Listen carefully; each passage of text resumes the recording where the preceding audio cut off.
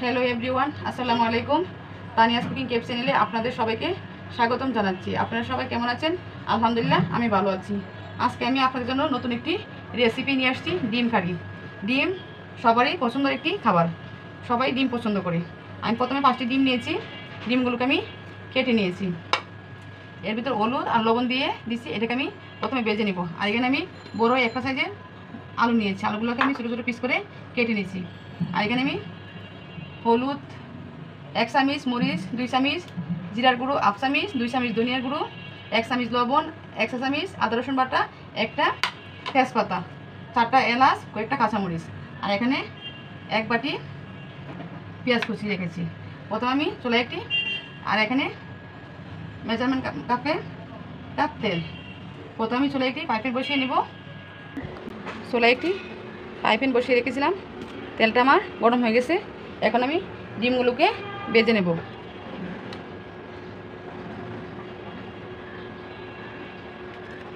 চুলাটাকে বাড়িয়ে দেব।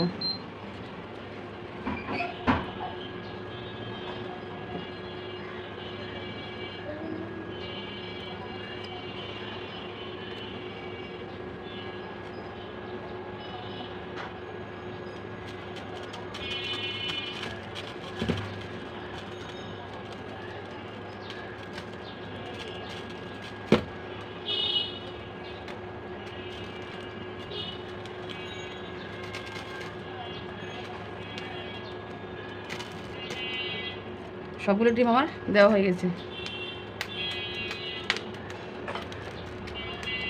আর যদি ভালো লাগে, লাইক, কমেন্ট, শেয়ার এবং সাবস্ক্রাইব করে বেল আইকনটি অন করুন। আর অবশ্যই আমার পুরো ভিডিওটা দেখবেন।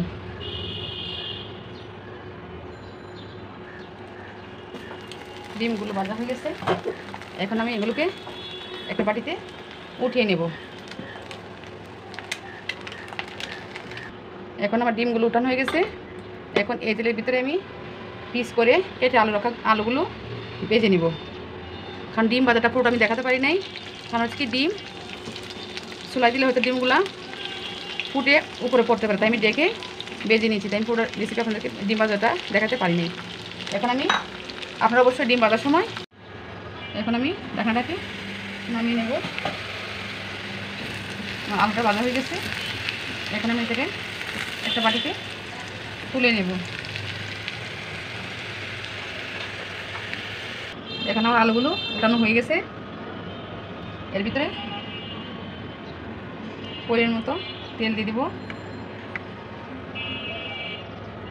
দিয়ে দেব 1 বাটি কুচি পেঁয়াজ।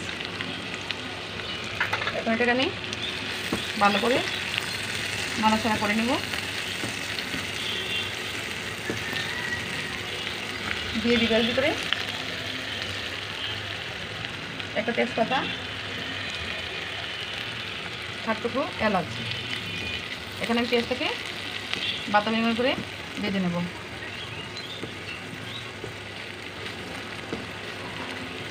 এই রেসিপিটি অল্প সময়ে তৈরি করা যায়, খুব মজাদার। এই রেসিপিটি আপনারা অবশ্যই তৈরি করবেন। এভাবে তৈরি করলে খেতে খুবই ভালো লাগে। আমার বাসায় ছোটো বড়ো সবাই এই রেসিপিটি খুব পছন্দ করে, ওরা খুব মজা করে খায়।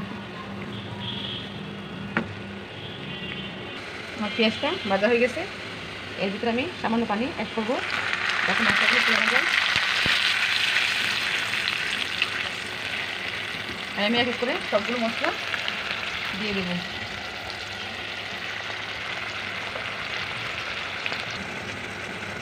এখন আমার সবগুলো মশলা দেওয়া হয়েছে। এখন মশলাটাকে আমি ভালো করে কষাই নেব, যাতে আদা রসুনের গন্ধ না লাগে আর কি। এই জন্য মশলাটাকে আমি ভালো করে কষে নেব।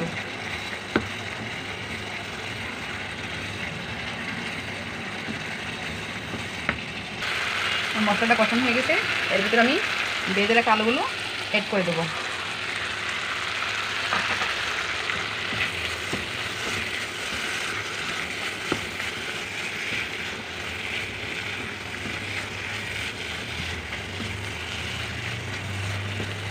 আপনারা কিছু মনে করবেন না, কারণ আমি একাতে রান্না করতেছি আর একটা দিয়ে ভিডিও করতেছি।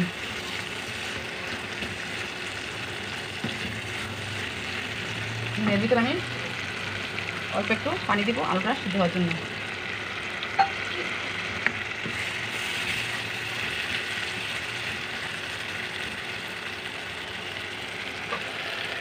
এখন আমি একটু দেখে দেবো 5 মিনিটের জন্য, যাতে আলুটা সিদ্ধ হয়ে যায়। আর ছোলাটাকে লতে করে দিব। এখন আমার আলুটা সিদ্ধ হয়ে গেছে। এর ভিতরে আমি ডিমগুলো দিয়ে দেব।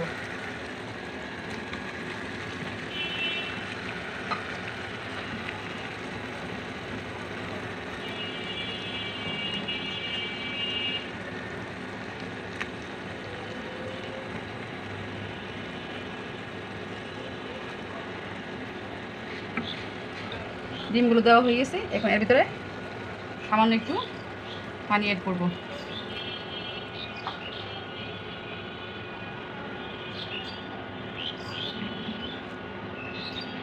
এই রেসিপিটা অবশ্যই আপনার বাসায় ট্রাই করবেন, খুব মজাদার একটা খাবার, মাছ মাংসকেও হার মানাবে। এখন আমার তরকারিটাতে ঝোল দেওয়া হয়ে গেছে। এখন আমি মিডিয়াম করে রেখে দিব 5 থেকে 10 মিনিটের জন্য ঢাকনা দিয়ে। এখন আমার তরকারিটা হয়ে গেছে। এর ভিতরে আমি 8-10টা কাঁচামরিচ দিয়ে দেব।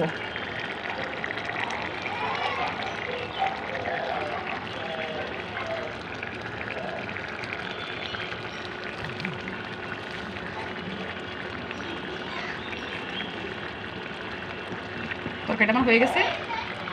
2 মিনিট জাল করে তরকারিটা আমি নামিয়ে নিব। এখন আমি এটাকে একটা বাটিতে ঢেলে নিচ্ছি।